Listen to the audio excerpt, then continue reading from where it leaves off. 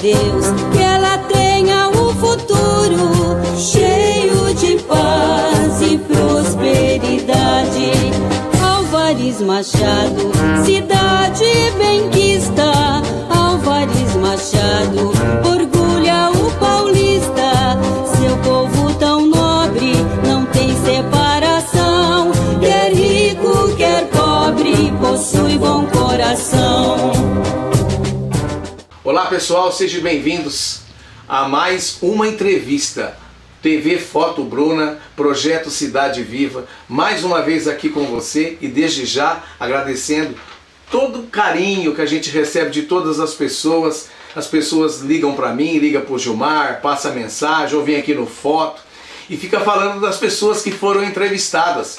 E às vezes as pessoas nos questionam: ah, eu não assisti a entrevista do fulano, do Beltrano. Gente, tá aqui ó, entra aqui e você curte todas as nossas entrevistas no YouTube, tá? Tá aqui ó, entrou, você clica lá, abre todas as entrevistas, tá ok? E hoje, um dia muito importante, como eu sempre digo, a gente vê uma pessoa passando na rua e às vezes você não sabe aquela diferença que aquela pessoa faz para a sua cidade. E hoje temos, olha, um convidado diferente, um convidado com uma cabeça diferente, que hoje, além dele fazer uma entrevista, ele vai contar a sua história de vida, que é, olha, sensacional. Não perca um minuto dessa entrevista. Estamos hoje aqui com o Ronan Tavares de Souza. Ronan, que bom que você está aqui. Obrigado por você ter aceito o nosso convite. Com muita alegria, com muita satisfação. Eu que conheço você há tanto tempo e ter a alegria de poder entrevistar hoje. E a gente hoje, além de a gente fazer uma entrevista com você, Ronan, eu gostaria muito que a gente, além de tudo, fizesse um testemunho de vida, que você tem um testemunho de vida maravilhoso. Seja bem-vindo, muito obrigado por você ter aceito o convite. Viu? Boa noite, Elcio, boa noite, Gilmar. Obrigado a vocês pelo convite, é uma honra para mim participar desse projeto tão importante, tão bonito, uma coisa assim. Eu sempre falei para o Gilmar que ele tem uma criatividade, ele é um cara inovador, é um cara à frente do nosso tempo, e eu tenho que agradecer o convite de vocês. E vamos lá, vamos ver se a gente consegue colaborar para enriquecer mais esse projeto de vocês. Beleza, é isso daí. Então, começando, como toda entrevista, né, Ronan? A gente vai começar lá de trás, com calma. Você, na verdade, você nasceu aonde? Bom, eu nasci em Londrina, no Paraná, eu sou pé vermelho, né? E eu sempre costumo dizer pro pessoal assim: eu não sou gato de Machado, eu sou bicho do Paraná. É uma música que tocava antigamente, né? Sei. Muito legal, na minha época, né, dos anos 60. E nossa, rapaz, você é velho assim? Eu sou de 61. Com muito orgulho, né? Com muito orgulho. É. Sou dos anos áureos. É verdade. Feliz de quem viveu esses anos. Exatamente. Então, e nasci em Londrina, né, tive uma infância tranquila, graças a Deus. Minha família não era rica, mas era uma família assim de trabalhadores. Meu pai sempre foi muito trabalhador. Seu pai fazia o quê? Ele era motorista de caminhão, fazia entregas para Brahma. Né? Ele era entregador da Brahma, vendedor e entregador da Brahma. Naquela época não tinha um vendedor que ia na frente vendendo e o cara para entregar, não, era um só. Entregava e vendia. Os tempos eram outros, né? Não é como hoje. E meu pai sempre foi trabalhador, sempre foi um cara assim, um mineirão daquele bem arrojado. E nós éramos em 5 irmãos, né? Uma irmã e mais 4 irmãos, além de mim, é claro. E meus pais vieram de Minas para o Paraná. No começo meu pai era motorista puxando areia, depois ele conseguiu esse trabalho na Brahma. E a gente foi assim, bem criado, estudamos, todos nós tivemos a oportunidade de estudar. Eu na escola, não vou falar que eu era um gênio, que eu era o número 1, mas eu me saía bem. Passei todos os anos sempre direto, sempre com boas notas. E só na 7ª série que eu dei uma esbarradinha. Normal, né? Envolvimento com os colegas, a bagunça. Aí foi onde meu pai chegou para mim e falou assim: ó, a partir de hoje você vai trabalhar, você vai custear o seu estudo e os seus prazeres. Aqui em casa eu vou te dar comida, pouso, vou te dar o necessário. Remédio se for necessário, espero que não. E você vai custear, você vai trabalhar e vai pagar seu estudo. Aí eu comecei a estudar à noite e trabalhar. E você começou trabalhando com quantos anos e fazendo o quê, Ronaldo? Eu comecei com 13 anos de idade. Era uma dificuldade na época, penso que hoje é difícil o emprego, mas antigamente também era. Era uma dificuldade arranjar um bom emprego na época. Inclusive eu estava preparado num dia, junto com outro colega que precisava também trabalhar, estava na mesma situação que eu, repetiu de ano junto comigo, e nós já tínhamos nos preparado para no dia seguinte levantar de madrugada e catar algodão na roça. Aí, roupa velha, falou, leva uma camisa de manga comprida, um chapéu, e que a coisa não é fácil não. Mas graças a Deus eu tinha feito uma ficha numa panificadora e o cara me chamou. Justamente no dia que você ia catar algodão. Eu ia catar algodão. Aí eu comecei a trabalhar nessa panificadora. E entregava pão no comércio, atendia no balcão. Aí um certo dia apareceu um senhor, o seu João. Ele era confeiteiro de um supermercado. Uma rede de supermercado japonesa lá do Paraná, Musamar. E esse seu João foi fazer uns bicos nessa padaria aos domingos. E o dono da padaria, ganancioso, pegou e falou para mim, falou assim, ó, eu vou colocar você para ajudar o confeiteiro, você vai aprender com ele, que futuramente eu vou colocar você como confeiteiro da minha panificadora. Aí beleza, comecei a aprender. O seu João gostou tanto de mim, que falou assim, olha, você está indo bem, cara, eu acho que eu vou arranjar um emprego para você lá no mercado. Olha só. E você vai trabalhar registrado. Dizem que é mentira, o pessoal não acredita, mas eu com 15 anos de idade, aliás, 13 anos de idade eu comecei a trabalhar, com 15 anos de idade eu já estava com registro em carteira, podia comprar a crédito, tinha minha independência, podia, né, fazer o que eu acredito porque eu tenho carteira de estado desde os 15 anos. Daquela época, então. Aí fui trabalhar nesse mercado. Mas não era o meu sonho trabalhar de confeiteiro, ou de auxiliar de confeitaria, no caso, que era auxiliar. Aí um dia o mercado mandou o seu João embora e eu passei a ser o confeiteiro oficial. Né, oficial. E isso aí foi dos 13 até os 18 anos. Então, poxa vida, você ficou 5 anos sendo confeiteiro. 5 anos. E eu fui servir o exército aos 18, né, fiz o tiro de guerra, mas eu estava estudando, continuei estudando. Aí terminei o colegial, na época era colegial, né? Isso, era ginasial, ginásio e colégio. Primário, ginásio e colégio. Isso. Terminei o colegial, aí fui fazer um curso técnico. Fiz um curso técnico em edificações. Aí eu precisava seguir aquela carreira de edificações, trabalhar em construção, trabalhar com projetos. E precisava fazer um estágio. Aí eu consegui, né, numa firma de engenharia, né, numa construtora, consegui o estágio e comecei a trabalhar. O pessoal gostou muito de mim, me passavam, me deram cargo de chefia, né, eu era um fiscal de obras, e percorri as obras, trabalhei em várias construtoras lá de Londrina, que o ramo era muito forte na época lá. E daí eu trabalhando nesse ramo, mas não estava contente, porque desde criança eu sempre tive um dom para desenho, desde que eu me conheço por gente. Espera só um pouquinho, vamos lá, para nós não cortar.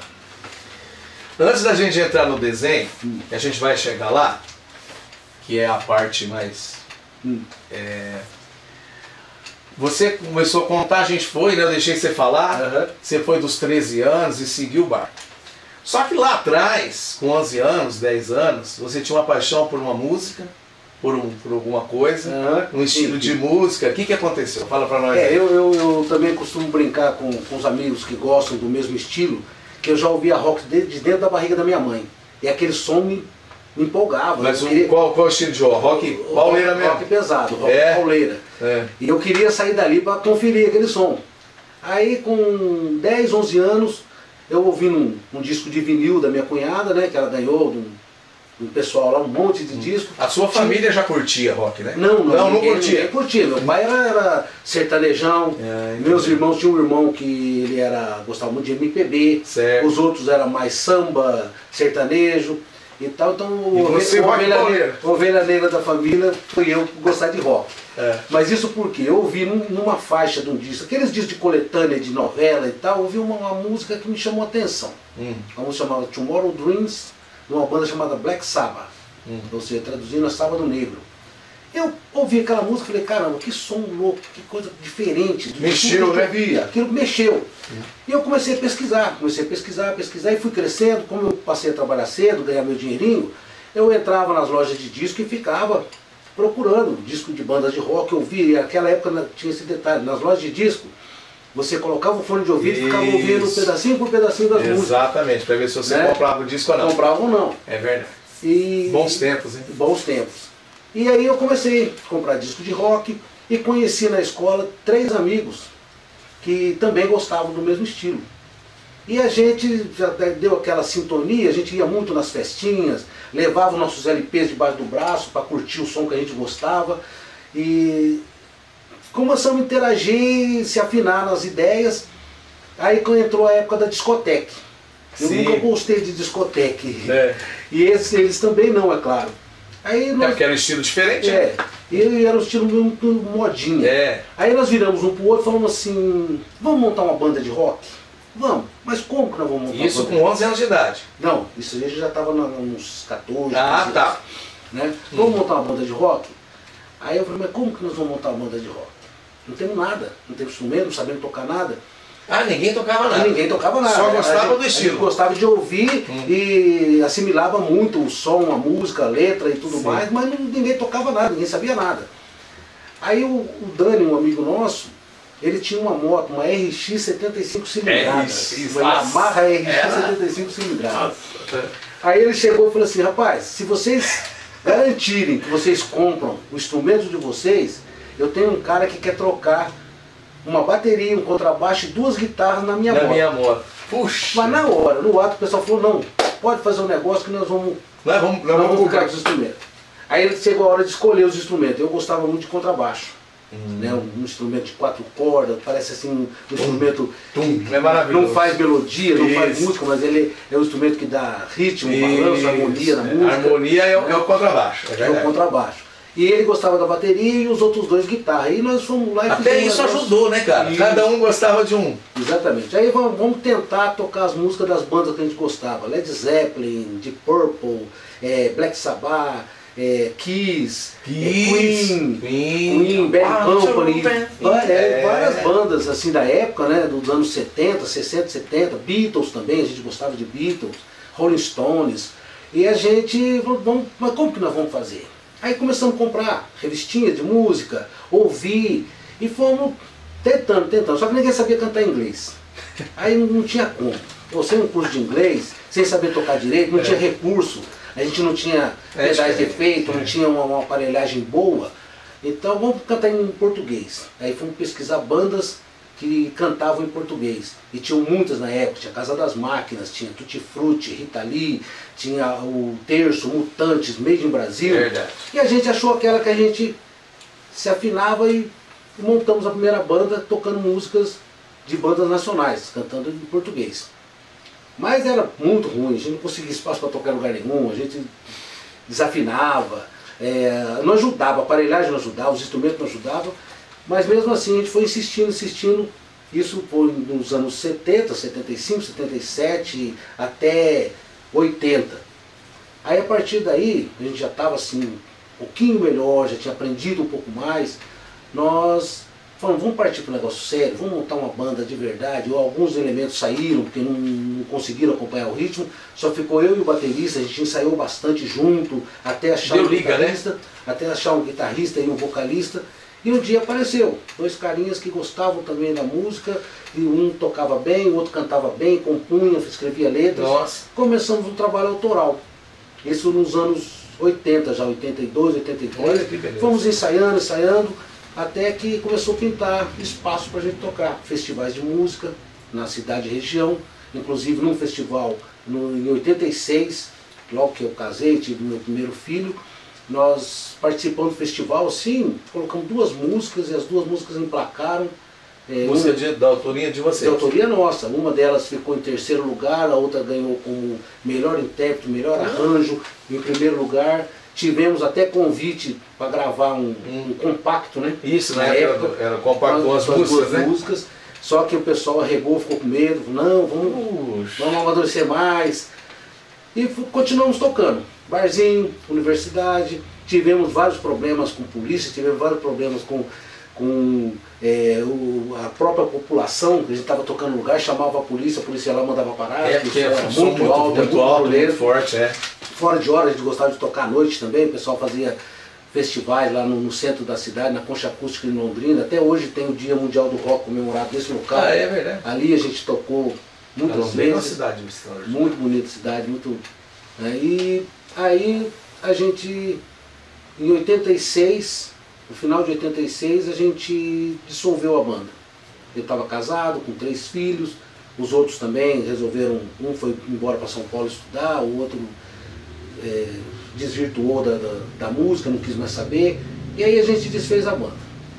E foi a época até que eu tive um convite para vir para Presidente Prudente. Certo, então aí acabou a banda de vocês. Isso. Certo?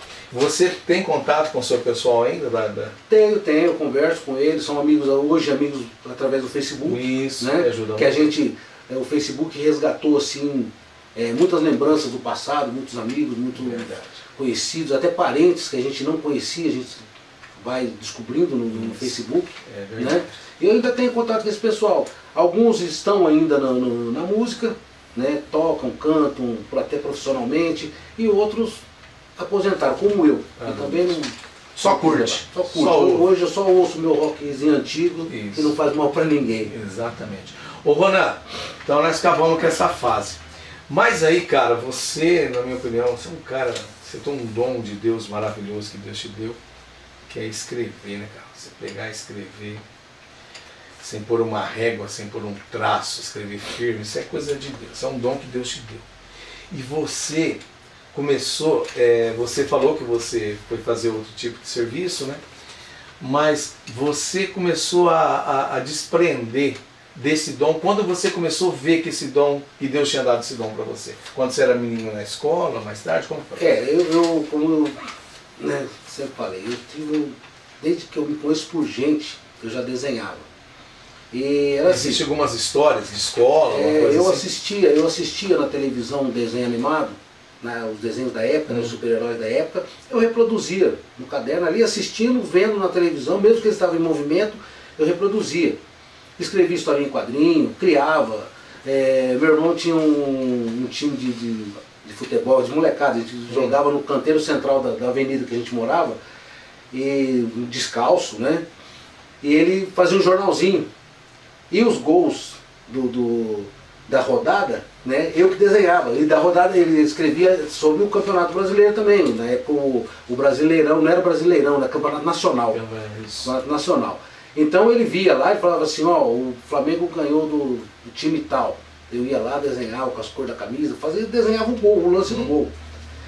E na escola, toda data festiva, dia do índio, dia do soldado, dia da independência, dia disso, dia daquilo, a professora me chamava na lousa para eu fazer um desenho relativo à data.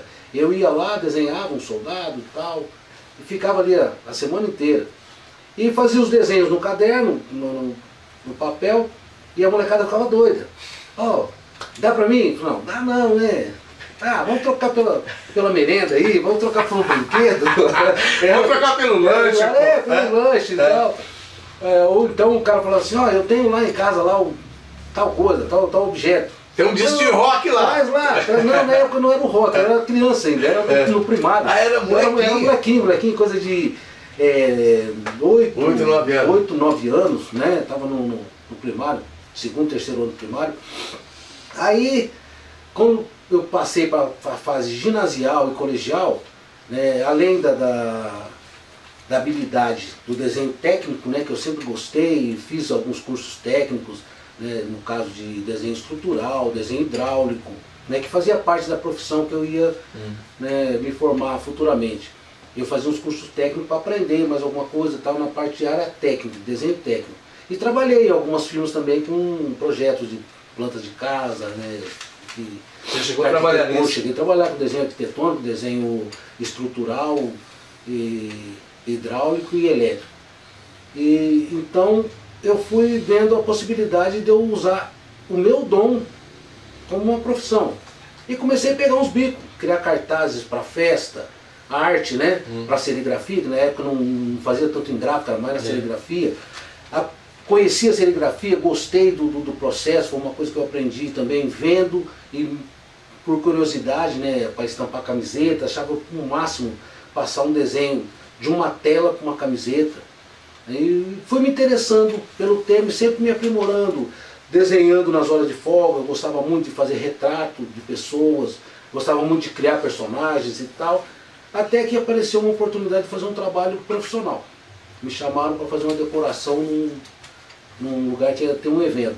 Não me lembro qual era o evento na época, eu sei que eu fiz um monte de desenho nas paredes, né? Pintado, o pessoal me trouxe tinta, nunca tinha pego um pincel para fazer o desenho na parede, era só no lápis, no papel. Aí fiz, para a época o pessoal achou o máximo. Até uma pessoa já falou assim, rapaz, por que você não adota isso como uma profissão? Você vai ganhar dinheiro, vai escrever em parede, vai desenhar, vai fazer decoração e tal. E eu comecei. E nessa época você fazia isso e tinha seu emprego. E tinha meu emprego. Isso, exatamente. Entre aspas, era um bico. Era um bico, era um jeito de eu ganhar um dinheiro a mais e me aprimorar naquilo que eu gostava. Era você estava no mercado. Exatamente. É isso, para a gente voltar para a história lá. Eu estava muito ainda iniciante, não tinha assim, né, uma qualidade de trabalho. Sim, não tinha despertado ainda. Não tinha despertado. E aí foi assim, na faixa de 18, 19 anos, eu trabalhando, estudando e fazendo meus bicos. No final de semana, pegava uma placa para fazer em casa, pegava um painel para pintar, pegava um servicinho que quando dava para ir fazer numa parede eu ia fazer. E até eu chegar a um ponto de falar assim, não, agora eu quero trabalhar com isso.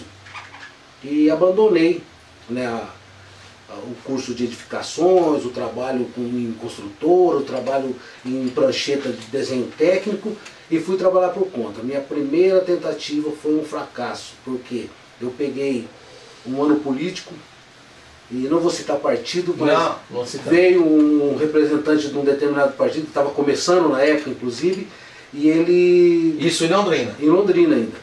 E ele me trouxe um monte de serviço, era bandeira, era placa, era faixa, era carro, camiseta, cartaz, e eu trabalhando, investi tudo que eu tinha recebido da empresa que eu tinha saído, levei o primeiro tombo na vida. Mas tudo bem, não me fez pegar gosto ruim pela profissão e muito menos pela política. Pela política, né, a gente adquiriu experiência para ter mais cuidado com determinados políticos, né? E saber também... porque não pode generalizar também. Exatamente. Tem os bons e tem os ruins. E foi isso. Aí isso aí já era no ano 86, eu estava casado.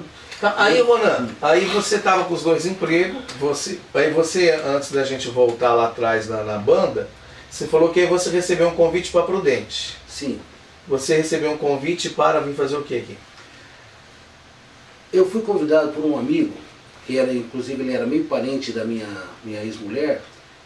Ele era diretor técnico da Rede Bandeirantes de televisão. Certo. Ele cuidava da parte dos equipamentos. Isso em 80 aí? Em 87. Certo. Começo de 87. E ele chegou para mim, ele conhecia meu talento com desenho, com arte e tal.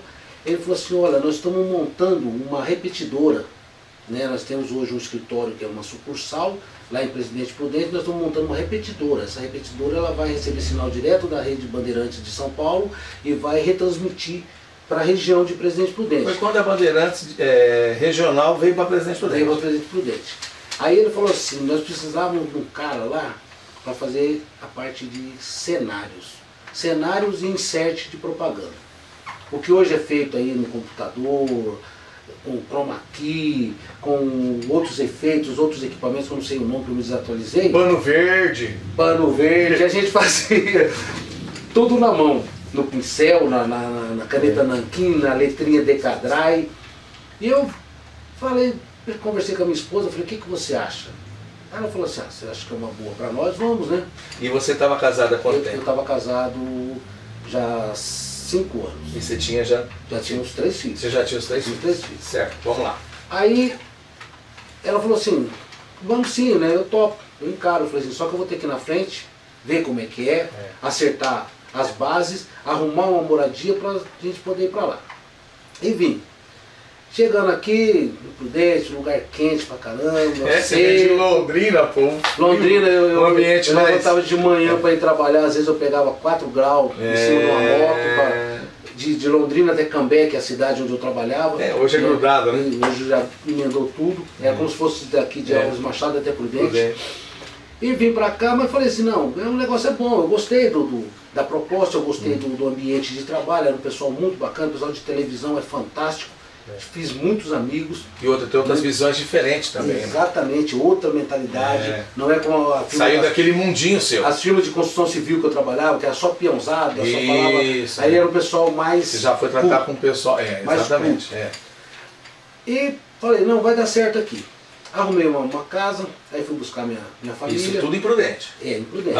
Você foi morar onde, Prudente? Eu morei primeiramente ali no centro, na Cassimiro Dias, próximo ao PUM.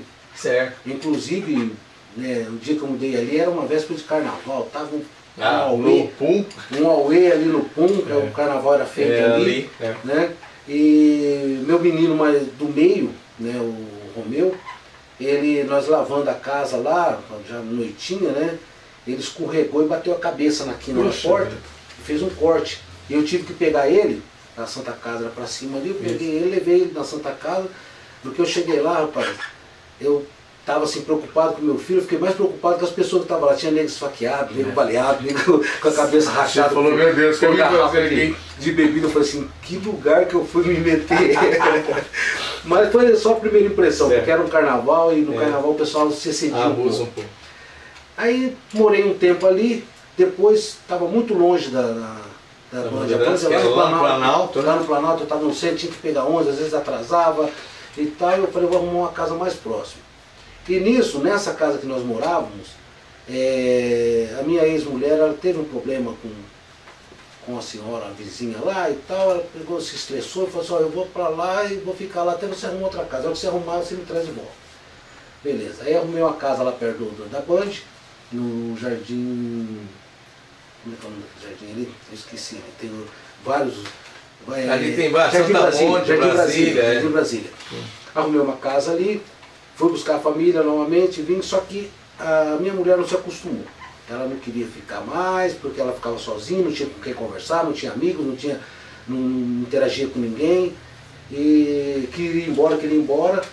Aí eu falei, eu não posso ir embora, eu já estava firme na Band, estava trabalhando, estava ganhando meu salário, né, razoavelmente um salário melhor. Estava tendo oportunidades, porque além do trabalho na Band, também fazia muito bico. Porque o pessoal que ia ali era tudo comerciante para anunciar na televisão, para fazer, né, participação na programação da Band.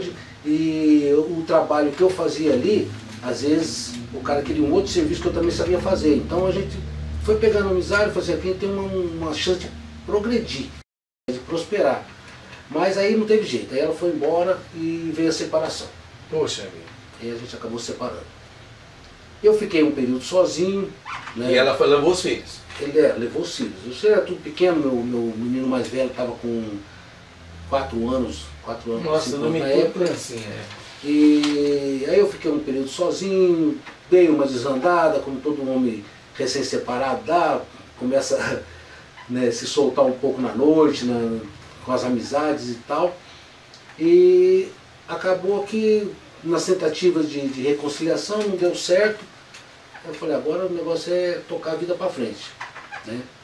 E continuei trabalhando, acabei saindo da Band, porque já não tinha clima, eu estava com a cabeça meio perturbada. A separação, né, te complicou? A separação complicou bastante, complicou um pouco não, porque eu tinha os filhos eram um motivo da gente, demais, né, da gente, de alegria da gente. Então, ficar longe dos filhos, eu tinha que vir para o Paraná várias vezes para ver eles, né? Ela estava em Cornélio Procópio, que é uma cidade que fica totalmente fora do trajeto, eu tinha que ir Prudente a Londrina, de Londrina a Cornélio, depois de Cornélio a Londrina, de Londrina a Prudente, num final de semana, era muito corrido. E eu fiquei assim, vamos colocar assim, resumindo e trocando em miúdos. Eu cheguei aí para o fundo do poço. Mas você chegou a mexer com drogas, essas coisas? Tive o envolvimento com drogas, tive o problema com drogas, né? E também por algumas amizades, porque influência, né? Influências, né? E eu acabei passando um período assim meio difícil, bravo, tive que sair da Band também por causa disso, porque eu não estava tendo cabeça para trabalhar, não estava rendendo, né? Mas Deus abriu uma outra porta para mim. Um senhor que comprou, você que é do ramo de tintas, você sabe onde era a Brastintas, né? Lembro. Onde hoje é o SPCAP. Sim. Esse senhor, ele comprou a loja, ele me conheceu na Bandeirantes, ele um dia me encontrou na rua e falou assim, ué, você tá firme lá na Band? Eu falei, não tô, eu tô saindo de lá. Ele falou, mas por quê? Eu falei, porque não deu certo, não tá bom pra mim e tal. Ele falou assim, ó, eu vou te dar uma oportunidade, vou te fazer uma proposta. Eu tenho uma loja de tintas, eu comprei uma loja de tinta, eu vou manter a loja de tintas, certo? Eu preciso de uma pessoa que faça parte de marketing dessa loja, a propaganda dela, e eu gostei do seu trabalho. Eu fiz alguns trabalhos para ele à parte, ele gostou e falou assim, eu vou te convidar para você trabalhar comigo. E eu te registro para você trabalhar na minha loja por um período e o resto do dia você trabalha para você. Eu tenho um espaço grande lá, aí foi onde eu montei minha primeira firminha de publicidade, de propaganda, ali no centro de Prudente, embaixo da Brastintas, que passou a se chamar Extra na época. E comecei a trabalhar, arranjei um sócio, a gente estava trabalhando firme, foi uma época de muito trabalho, muito dinheiro, ele tinha bastante cliente, juntamos as duas clientelas, só que eu ainda estava meio perdido, ganhava e gastava, não conseguia, né, reter nada. Até que um dia... E ainda enfiado em drogas. E também, droga e bebida. E eu estava, uma época assim, procurando casa, porque a casa que eu morava também já não aguentava mais ficar ali, era muita lembrança. E comecei a vir até Álvares Machado procurar uma casa, uma época, conversando com um amigo, falou, vai lá para Machado, lá tem bastante casa boa, barato e tal, um lugar tranquilo. Eu vim até Álvares Machado, fui até o Bela Vista, andei por ali procurando casa, no final de semana, voltei para Prudente e um dia conheci um casal, que eles moravam aqui em Machado, e eles... Quem que é o casal? O casal, eles não estão mais aqui, o Juarez e a Lenir. Certo. Ela confeccionava camisetas e ele fazia serigrafia. E ele me conheceu e começamos a trocar ideias sobre serviço, ele sabia que eu fazia isso também, ele falou assim, rapaz, vamos lá para Machado, você mora com a gente, e a gente trabalha junto, né? Fazendo a serigrafia, minha esposa faz as camisetas, ela sai para vender e a gente faz a parte de... E eu trabalho com você na parte de letreiro e tal e tal. Eu falei, vou arriscar, vim para Machado. Aí você saiu da Brastintas. Saí lá da Brastintas. Não, saí não, no começo ainda não. Eu vim para Machado, fui morar onde? No Jardim Bela Vista, onde eu tinha vindo procurar casa. Na mesma rua que eu passei procurando casa, acabei vindo morar ali. E eu pegava um ônibus lá no Bela Vista, ia até Prudente, passava por dentro de Machado só de ônibus, nunca tinha andado aqui na cidade, no centro da cidade a pé, e eu olhava e falava assim, caramba, não tem um letreiro nas paredes dessa cidade. Olha, eu acho que aqui é um lugar para eu começar um negócio. E foi assim durante o período, porque ainda estava lá com a firma da Brastintas, não tinha desfeito ainda. Daí um dia cheguei pro seu Ângelo lá, falei, ó, seu Ângelo, não está dando mais, eu vou pedir a... O Ângelo da Brastintas é o Ângelo Parron? Eu não lembro sobre o nome dele, era um senhor gordo, o senhor Forte era do Mato Grosso. Tá. Eu falei para ele, eu falei assim, olha, eu estou com outros projetos aí e tal, então eu gostaria de a gente fazer um acordo, uma rescisão. Ele falou, não, tudo bem, da mesma forma que eu te chamei para trabalhar, eu te dispenso, vou te liberar todos os seus direitos na parte que você é registrado, e quanto à parte ali de baixo, simplesmente se você fecha ali, retira suas coisas e tal, e vim embora para Machado. Eu falei, agora eu vou ficar em Machado mesmo, vou arriscar. Aí comecei a sair a pé do Bela Vista até o centro, passando nos lugares e oferecendo meu trabalho. O primeiro serviço que eu peguei, faz muito tempo, foi em 91, foi uma farmácia do João, da Farmaçuse. Ah, da Farmaçuse. A primeira farmácia que ele tinha, que era aqui em cima, perto da escola, né? Do lado de lá, ele trabalhava, ele e o Sabino junto. Isso. E do lado de cá, hoje a farmácia Sabino, eles eram do lado de lá. Sim. Eu passei, ofereci meu trabalho, falou, sou letrista, sou novo na cidade, estou precisando trabalhar e tal. Ele falou assim, faz um orçamento. Fui lá, bolei, fiz um layout na mão, não tinha computador na época. Levei para ele olhou, gostou, acho que era farmácia São João, uma coisa assim. Não, São João era do Sabino. Então, mas eles eram juntos. Eles eram juntos. Eles eram sócios na época. Entendi. Farmácia São João. Tá. fiz um desenho com uma logo, uma taça com a cobra e tal. Então ele gostou com lá. Falou, não, pode fazer. Tanto é que virou o slogan dele, né? É hoje, não é? Então quem montou aquilo foi você. Foi eu. Foi você que montou o Então, slogan assim, do João. porque, às vezes tinha um comércio escrito, tipo uma farmácia, mas não tinha. Isso, um logotipo, né? A maioria das lojas não tinha logotipo, tinha o nome. Entendi. Né? Mercado tal, padaria tal, farmácia tal, mas não tinha. E aí eu fiz esse primeiro trabalho e graças a Deus virou uma febre. Que bom. Todo mundo começou a procurar, a pedir, você. só que era assim, um queria o serviço melhor que o do outro. Sempre assim. O cara falou, ó, eu quero que você capricha mais do que aquele lá. Aí começou. De certa forma, eu acho que eu contribuí para a melhoria do visual da cidade. Que maravilha. Né? Mas ainda nessa época, ainda estava naquela fase negra da minha vida. Eu já tinha subido um pouco do fundo do poço, mas ainda estava dentro dele. Que um dia até eu liguei pro meu irmão falou assim, ó mano, o que eu posso te dizer é que quando a gente está no fundo do poço, a saída é para cima. Então você vai achar um meio, ou você vai cavar uma escada na beirada do poço, ou você vai fazer uma levitação, ou alguém vai te jogar uma corda. A corda ninguém estava jogando. Eu ia ter que tentar por conta própria, porque eu não conhecia ninguém, não tinha parente, não tinha amigos assim de verdade ainda na cidade. E parece que a corda foi jogada de uma maneira inversa. A minha ex-mulher me trouxe meus 2 filhos, que já eram grandinhos, um estava com 5 para 6 anos, o outro com 3 anos. Trouxe eles para morar comigo. Falou que não conseguia criar eles sozinha, ia ficar só com a menina, que a menina tinha 1 aninho na época. E me trouxe os meninos para morar comigo. Eu falei, rapaz, e agora? Eu morando aqui com esse pessoal, né? Como é que eu vou fazer? Mas aí as coisas foram dando certo, os vizinhos começaram a dar uma força, pegaram carinho pelas crianças. E num desses vizinhos, que hoje é a minha sogra, né? Eles começaram a brincar demais ali, chamaram ela de vó, ela cuidava muito bem deles, tinha as crianças dela, os netinhos dela ali, fizeram aquela amizade e tal. E foi dando uma força e também aquele incentivo para eu sair dali. Eu falei, eu tenho que sair daqui. Eu falei, eu não sou desse meio. Até que um dia eu conheci a filha dessa senhora, que também estava se separando, e deu certo. Ela pegou carinho pelos meninos, né, se ofereceu para ajudar. Ela é um coração muito bom, a minha atual esposa, né, a Haddad. E ela cativou meus filhos. Não gostava muito de mim não, porque ela disse que me achava meio arrogante. até sentiu o charme do rapaz. Aí a gente começou a flertar ali. Eu falei assim, rapaz, eu acho que... Não querendo ser oportunista, mas eu acho que pintou a oportunidade de eu sair daqui. Acho que a corda foi jogada. Tanto que eu pedi a Deus que a corda foi jogada. A minha ex-mulher jogou uma bucha, que seria assumir a responsa dos filhos, mas veio essa pessoa para ajudar a me sustentar.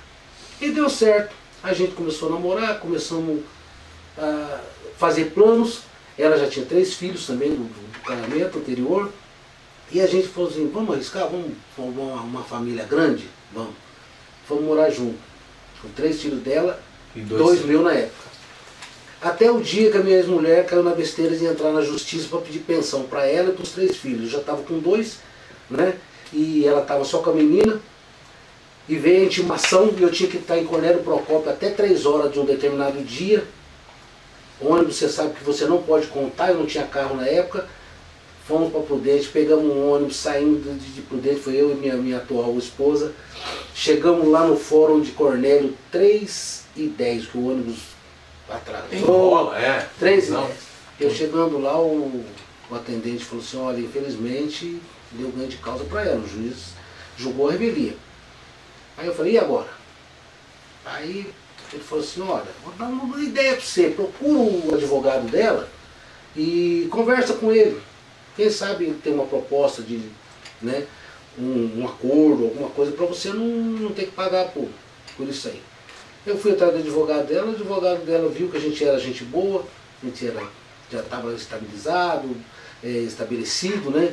Estava numa união estável. Sério. E ele falou assim, olha, vamos fazer o seguinte, procura sua ex-mulher aí, traz ela aqui, nós vamos propor para ela o seguinte, você vai pagar a pensão só da menina porque ela não é incapaz e ela pode trabalhar. Os seus filhos já estão com você. Então você vai requerer a guarda deles e você vai exigir uma visita. Você vai poder vir buscar sua filha, levar para lá para passar um final de semana com você e com os irmãos, e ela vai buscar eles no final de semana e trazer para cá. Que é a maneira correta. Né? Aí o que aconteceu? A gente fez isso aí, ela não gostou muito, é claro, né? Porque ela estava esperando 4 salários mínimos na conta dela todo mês. Eu trouxe a menina para a primeira visita. A menina chegando aqui, ela viu os irmãos felizes, viu a gente bem e quis morar com a gente. Aí essa minha atual esposa falou, olha, já ajudei você, estou ajudando você a criar 2, uma mais, uma menos. Não vai fazer diferença. Então vamos abraçar. Vamos empatar, porque eu tenho 3. Eu tenho 3, você tem 3, vamos formar uma família. E nisso, né, resumindo um pouco a história, a gente formou essa grande família, todos foram criados juntos, como irmãos, se tratam e se respeitam como irmãos, eles tratam ela como mãe. Vieram os netos da parte dela, ela tem 7 netos, eu tenho 2 netos dos meus 2 filhos homens, e eles chamam ela de vó.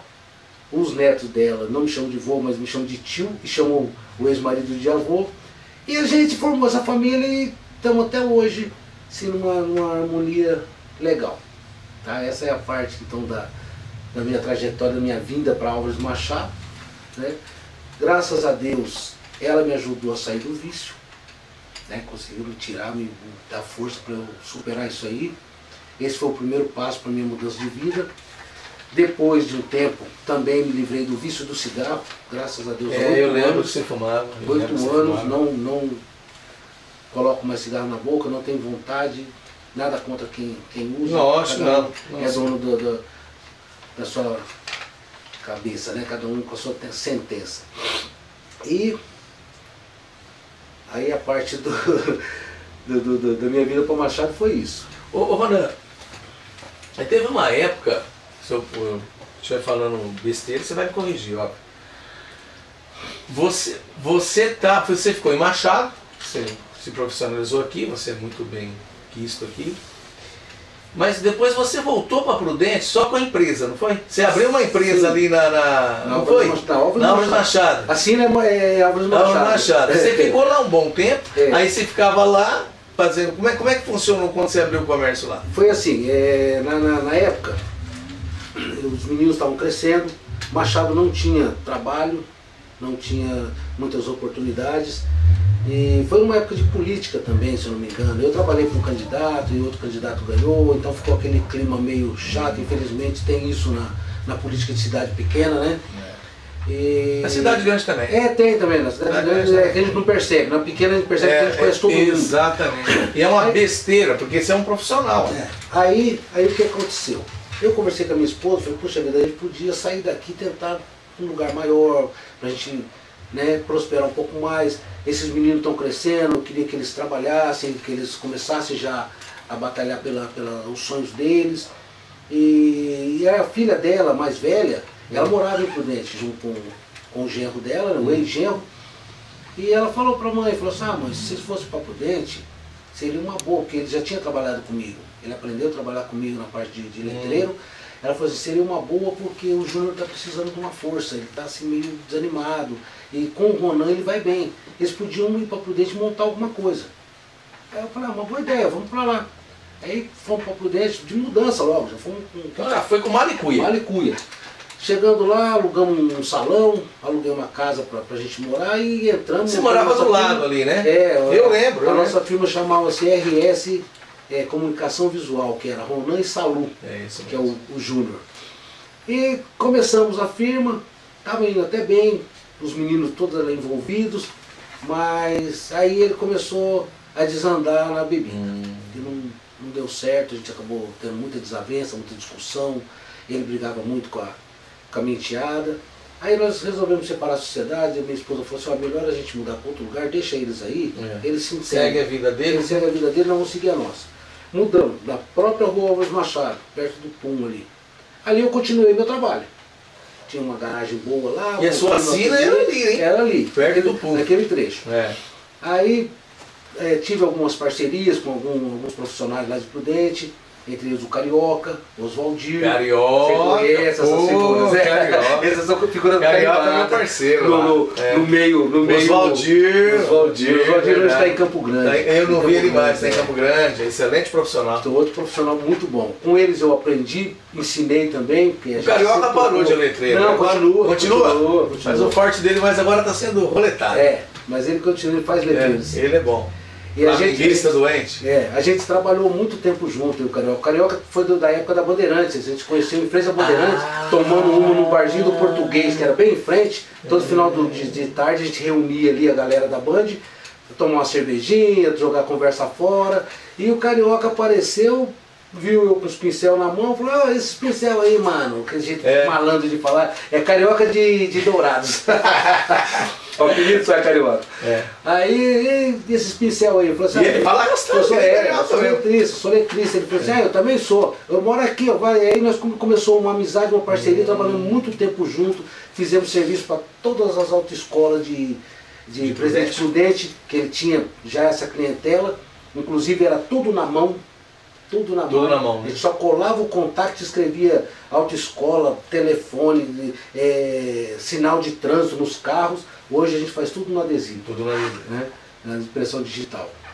E o Oswaldir também foi outra pessoa que trabalhou muito tempo comigo, um cara muito bacana, muito honesto, muito simples, né? E a gente gostava muito de pescar também. As pescarias da gente era todo final de semana.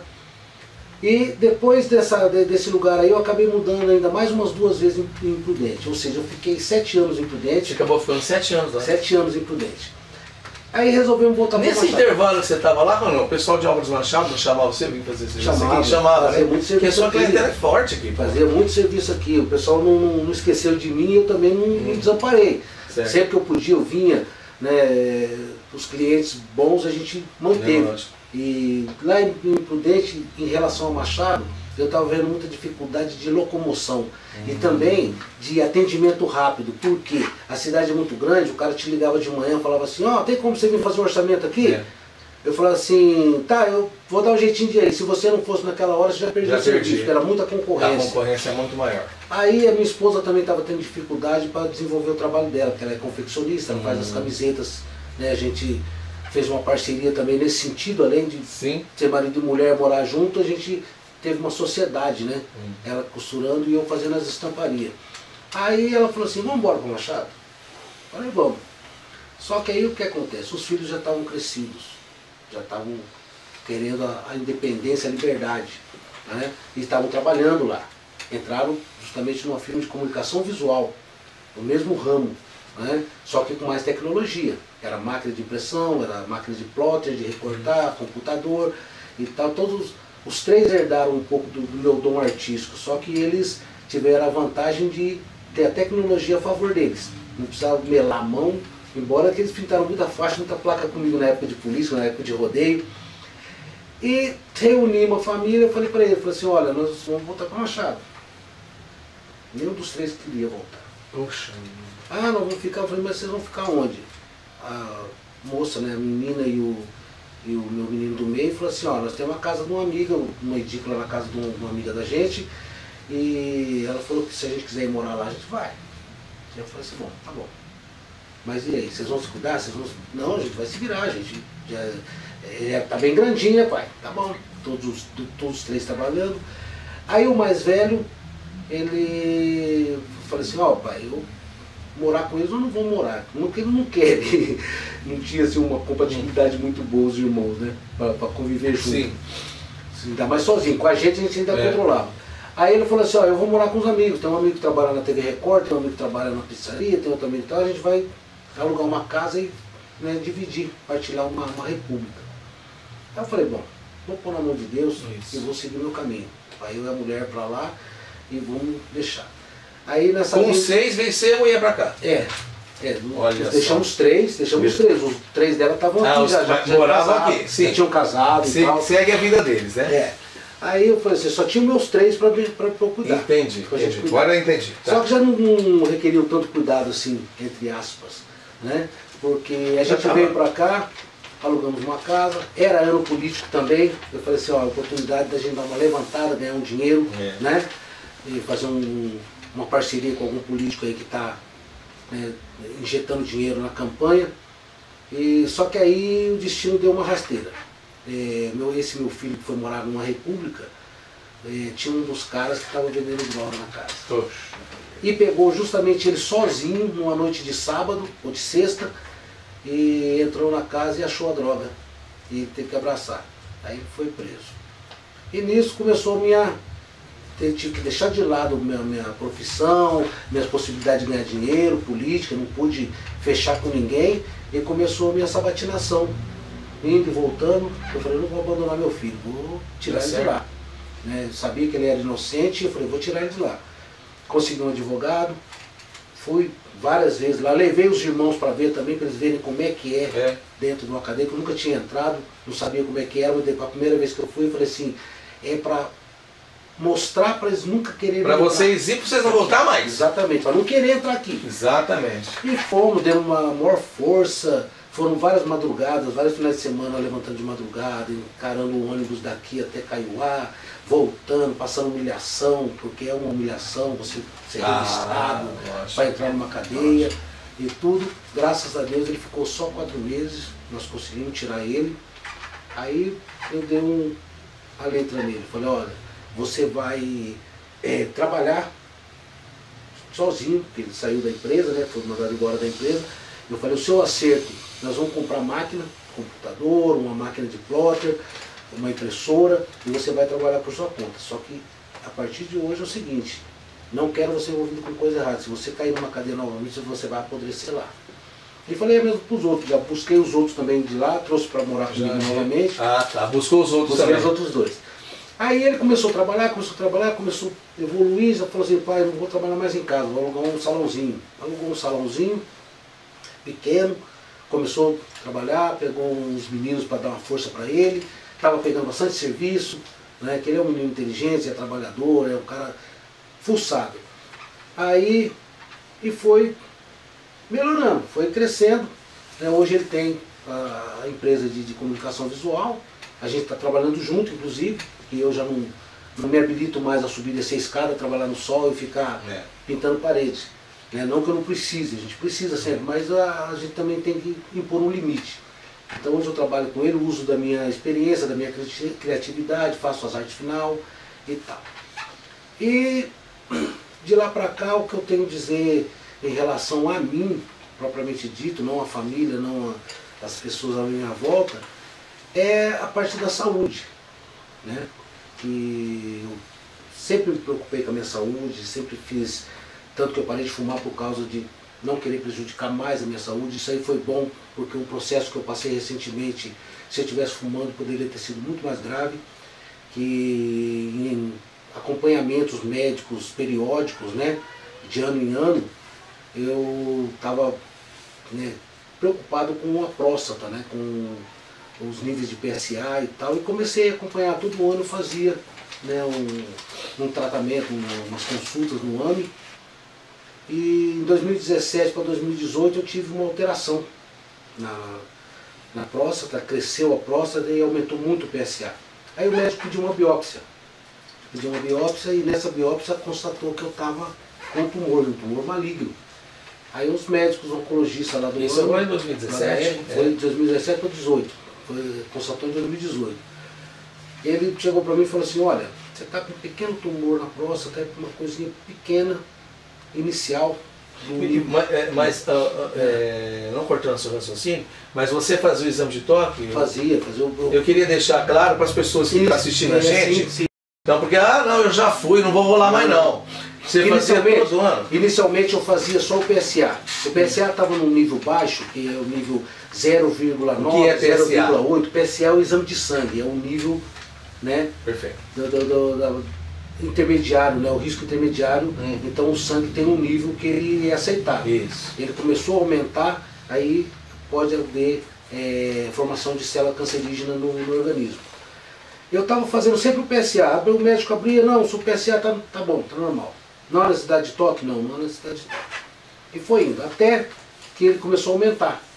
De 0,9 foi para 1, alguma coisinha, de 1, alguma coisinha foi para 2, alguma coisinha, ele foi aumentando, Até que os médicos começaram a requerer também o toque.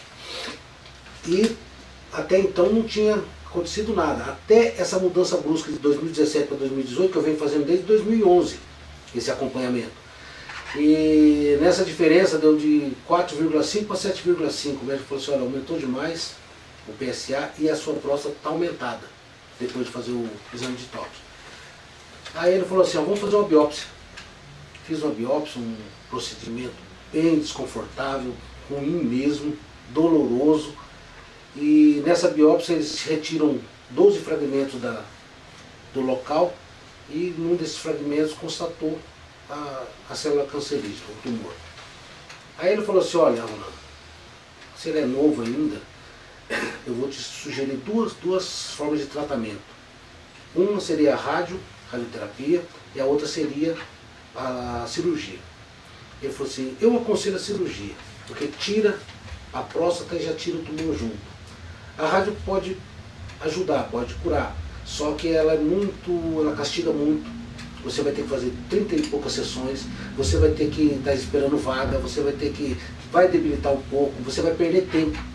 O que você acha? Aí eu pensei, não comentei nada com ninguém, com a família. Ninguém sabia? Ninguém sabia. Nem sua esposa? Ela não sabia do resultado. Até que eu decidiu o que ia fazer? Andei um pouco lá dentro de Prudente, parei numa sombra, fiquei pensando, coloquei uma música mais maneira, não um rockão, mas uma música mais tranquila, um progressivo, de Floyd, e fiquei escutando, chorei um pouco, pensei na vida, no passado, conversei com Deus principalmente, até que eu falei assim, que sabe de uma coisa? Eu vou encarar isso aí, eu vou fazer a cirurgia e Deus vai estar do meu lado. Aí cheguei em casa, conversei com minha esposa, ela já entrou em pânico, falei com os filhos, formei um grupo de WhatsApp, que eu tenho os irmãos em Londrina, né? No começo eu falei que eram 5 irmãos, hoje eu tenho 2 desses irmãos. E 2 não, nós somos 3, né? 2 já faleceram, minha mãe e meu pai também são falecidos. Aí eu fiz um grupo de WhatsApp, dei a notícia para a família, para os irmãos, para os filhos da minha mulher, e comuniquei todo mundo e falei assim, olha, eu estou decidido a optar pela cirurgia. E fui. E as coisas, às vezes a gente vê pessoas sofrendo aí na fila de um hospital para conseguir um tratamento para uma determinada doença. E o meu Deus é tão maravilhoso que foi rápido. Apareceu a suposição da doença, fizemos a biópsia, marcamos a cirurgia. Foi numa quarta-feira, eu falei assim, bom, o cara falou, vai de hoje até 30 dias para você ser chamado, que tem uma pequena fila de espera. Na quarta-feira mesmo me ligaram e falaram assim, ó, domingo você se apresenta no hospital que você vai ser internado. Eu falei, caramba, rápido assim? Aí no domingo fui lá para o HR, graças a Deus, fui para o HR, eu falei assim, eles já tinham me falado, né, os médicos tinham me explicado como é que é, nós vamos fazer vários exames, se algum exame não permitir, nós não fazemos a cirurgia, mas se estiver tudo bem a gente faz e tal, você vai ser internado, vai passar por uma bateria de exame. Eu falei assim, puta, eu vou ficar uns 2 dias no hospital fazendo exame e vou ser operado aqui lá no final da semana. Engano meu. Eu entrei no hospital às 6 horas da tarde, subi lá pro quarto, me trouxeram uma janta e falaram assim, ó, vai começar a fazer uns exames aí. Aí fiz exame disso, exame daquele, uma bateria de exames lá dentro do hospital. Me levavam de um lugar para outro, raio-x, tirava sangue, e vinha lá, media a febre, media a pressão. Aí, falou, ó, a partir de agora você não come nada, mas nem água. Eu deitei lá na cama, fiquei esperando, daqui a pouco uma junta médica, igual de mim. E o médico falou assim, e aí, seu Ronaldo, como é que o senhor está? Eu falei assim, eu estou bem. Ah, o senhor está bem? Vou te operar amanhã cedo. Amanhã 1h, aliás. Eu falei, caramba, devia ter falado que eu não estava bem. Aí beleza. Falei, melhor que seja logo, né? Tem que ser que seja logo. Aí eu passei aquela noite assim, pensando, rezando. E no outro dia, falei, vai ser 1h. Liguei para minha esposa, falei assim, ó, vamos me operar amanhã, 1h da tarde. A visita começava ao meio-dia. Eu levantei, tomei um banho, tomei um café. Aí vieram e falaram assim, a moça falou, não, eu não tinha tomado banho ainda. A moça falou, você já tomou banho? Eu falei, não tomei ainda não. tomei ontem à noite. Ela falou assim, então o senhor toma um banho, já fica mais ou menos no jeito, que às vezes costuma antecipar um pouco o horário. Aí eu falei, beleza. Vai até 1h, minha mulher vai estar aí, vai me dar uma força, né? Vou poder entrar assim mais confiante. Outro lendo engano. 11 horas me levaram para a sala de cirurgia. Já me levaram, me anestesiaram. Eu acordei 7 horas da noite. E graças a Deus, tranquilo, tudo bem. Correu tudo bem. Minha esposa que ficou apavorada lá fora, coitada, porque não conseguiu me ver antes. Se eu tivesse morrido, eu não ia nem poder se despedir de mim.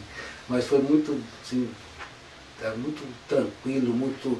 E a minha recuperação também foi muito boa. Esse pessoal que eu tenho envolvido hoje, que é o pessoal da igreja, eles fizeram muita oração, né? Tive muita energia positiva, muito apoio dos parentes, dos amigos.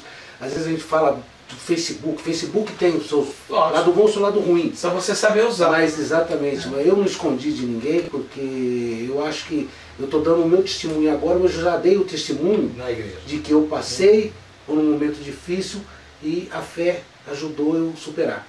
Né? O Ronaldo, e para passar para as pessoas. O Ronan, e acabou, não existe mais. Não. Nas baterias de exame que você está fazendo, só para a gente deixar claro. Eu estou fazendo, sim, cada 3 meses eu faço um exame de PSA, fiz cintilografia óssea, fiz ressonância, fiz uma série de exames, graças a Deus não deu nada. Graças a Deus. E o meu PSA zerou. Que bom. Então agora eu tenho que fazer esse acompanhamento cada 3 meses, futuramente cada 6 meses, depois de cada 1 ano. E eu acredito que eu sou um vencedor, eu venci o câncer. Graças a Deus. E eu dou um conselho, vou aproveitar a ocasião, dou um conselho para todo homem, porque existe até um projeto da medicina de começar a instituir o exame de próstata, o exame preventivo do câncer de próstata nos jovens. A partir do momento que o cara se formar, virar adulto, começar a ter relações sexuais, ele começar a fazer, não ser mais não esperar depois dos os 45 anos, porque tem muita gente que chega nos 45 e ele já está com a próstata já avançada. Então eu aconselho todos os homens que façam o exame preventivo. A prevenção é o melhor remédio. Ô Ronan, e o que significa na sua vida, tudo esses testemunhos que você deu, do Grupo Bom Pastor? Como que surgiu o Grupo Bom Pastor? E para muitos que não sabem, né, eu gostaria que você explicasse o que é. Como que surgiu na sua vida? Surgiu por um acaso? Como que foi? Conta para nós aí. Olha, eu sou católico desde que eu nasci. Fui batizado, crismado, fiz a primeira Eucaristia, fui coroinha.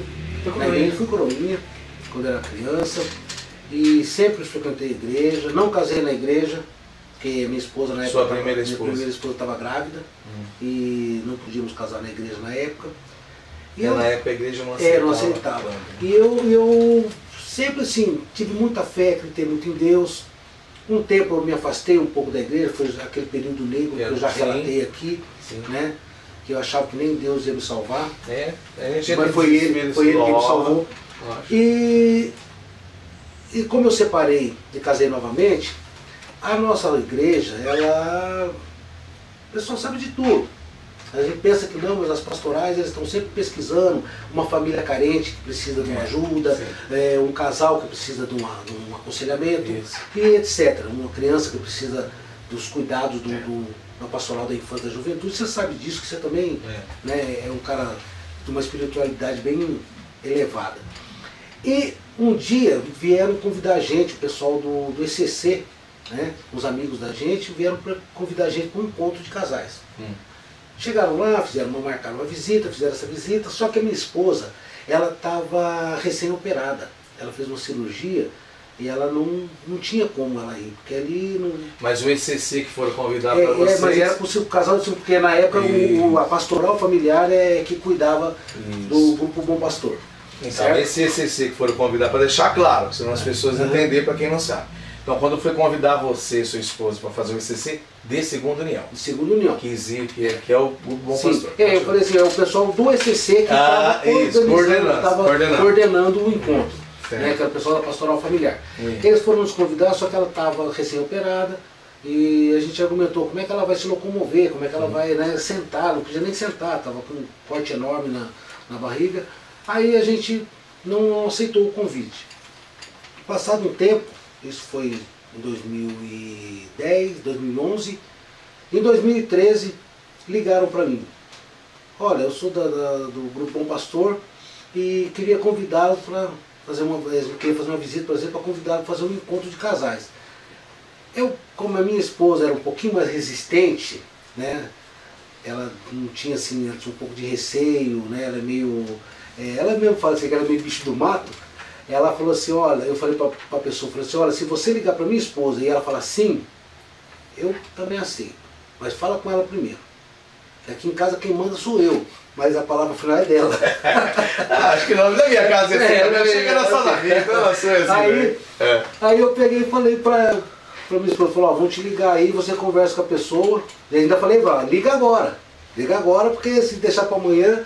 Não deixa ela pensar muito não. Vão te ligar, você vê o que você fala para ela. Mas o que é? Eu falei, não, vai se ligar daqui a pouquinho. Mas não deu outro. O telefone tocou, ela atendeu ela.